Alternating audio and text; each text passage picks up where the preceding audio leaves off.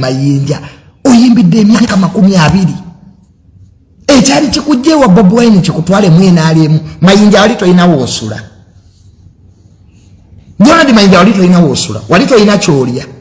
naye kululunkana nolulunkana nga sente ziriwa abali mu government bagaba sente nzizimaina lwaki mwina mentality eyo nti bwoyingire n'alema ogaggawala abaliyo bayina ki sente z'abalondemu nkulayirira ne bw'oli wagira mu 7 emirundi 10 nga tebakumanyira tebalizikuwa tebalizikuwa nimusanga abayimbi mwayimba dda mukyalulunkanira obusente kati association yayinza obeerawo nga sente zimaze okujja abayimbi beegatta ku kintu ekyo nga waliwo sente bo bennyini tebeeyagala kati baneeyagalira okwo kiwamu ebintu byayuganda nga byakwerimba abantu tebeeyagala babeerawo nga beeyogerera ebisongofu nze nina wana abayimbi abali bansasuddeko mbavumire bayimbi bannabo abantu 11 okuli n'abasomesa 2 okuva mu ssettendekero wa Makerere baddukidde mu kkooti taputa ssemateeka okuwakanya etteeka eritangira obugwenyufu w'Ebisiyaga President Museveni yataddeko omukono. Abalala bagenze mu kkooti kwe kuli n'omubaka wa Parliament Fox Odoi, munnamawulire Andrew Mwenda n'ekitongole ekya Human Rights Awareness and Promotion Forum. Dr. Adrian Juko Senkulu w'ekitongole kino agambye nti etteeka lino lyayisibwa mu nsobi kubanga abasiyazi tebeebuuzibwako so nga ne sipiika wa Paalamenti Anita Amongu yalaganye ekiruyi ng'akubiriza Paalamenti ku tteeka eryo. Etteeka lino tulina obuzibu nalyo engeri esooka eri ku ngeri lyayisibwamu etteeka lino lyayisibwa mu ngeri etalimu kubuuliriza kimala abantu bennyini abasinga okukwatibwawo ku tteeka lino tewali yababuuza birowoozo byabwe ate nga ssemateeka agamba nti bw'oba okola amateeka olina okulaba nti no buli muntu ebirowoozo bye bituukira kati abantu bokoledde etteeka bw'otababuuza kye bandyagadde biteebe mu tteeka obeera okoze eki era netwalaba n'engeri gye byagenda mu Paalamenti ng'abantu bawuleka naye emyaka 10 myaka emeka myaka 20 emeka sibe batebayisa amateeka. Bannakyewa baneera bategeezezza nti etteeka lino likosa olutalo olw'okulwanyisa Mukenenya nga bo bagamba nti Mukenenya asinga kukosa nnyo basiyazi era singa etteeka eryo litandika okukola abasiyazi bagenda kwekukuma n'obulwadde baleme kugenda mu malwaliro okufuna eddagala. Era etteeka lino lizanye emabega okulwanyisa siriimu mu ggwanga lino kubanga abantu abasinga ate okubanga kwatibwa obulwadde bwa siriimu ate bantu betwongera okusindiikiriza baddemu beekweke bawule eddagala baddubalwe obujjanjabi. Juzi waliwo omusirikale yagamba tojja kuwonera eddagala lyaffe ku bantu bakikula bwe kiti bw'otakola ekyo oba toyinza kuwangulula bulwadde bwa siriimu mu ggwanga lino.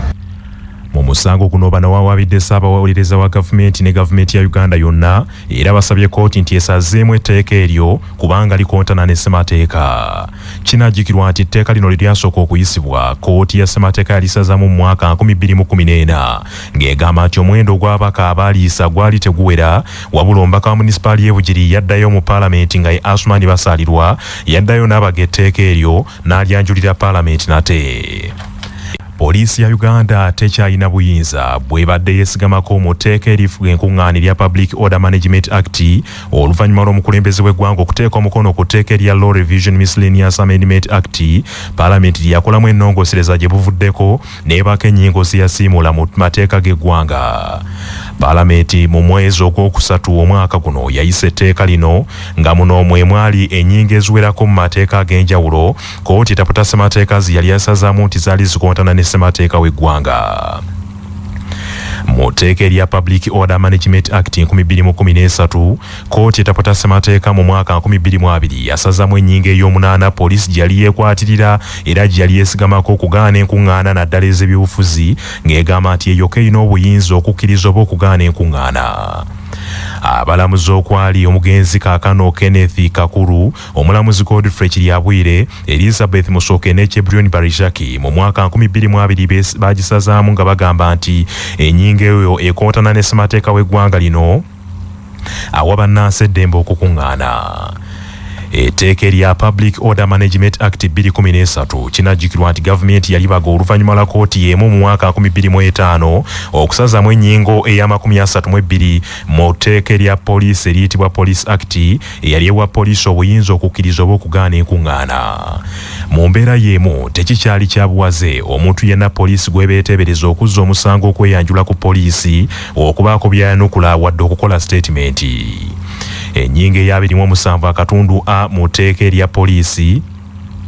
eyali ewa poliisi obuyinza okuyita omuntu gweteebereza okubaako omusango gwazizza ku poliisi yennyonnyoleko mu ngeri y'okukola statementi n'okubaako ebiwandiiko byawa poliisi, kkooti taputa ssemateeka mu mwaka 2019 yagisazaamu olw'omusango yali pulezidenti wa UPC ambassador Dr. E. Olalo Otunu gwe yawaabira gavumenti.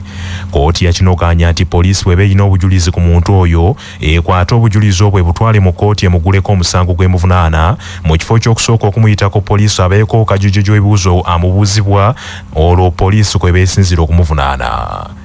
N'ennyingo eya 50 mu tteeka erya Penal Code Act erigaba ebibonerezo ebadde egufuula omusango eri buli munnamawulire afulumya amawulire agagambibwa nti ga bulimba, naye kkooti yagisazaamu era y'emu ku paalamenti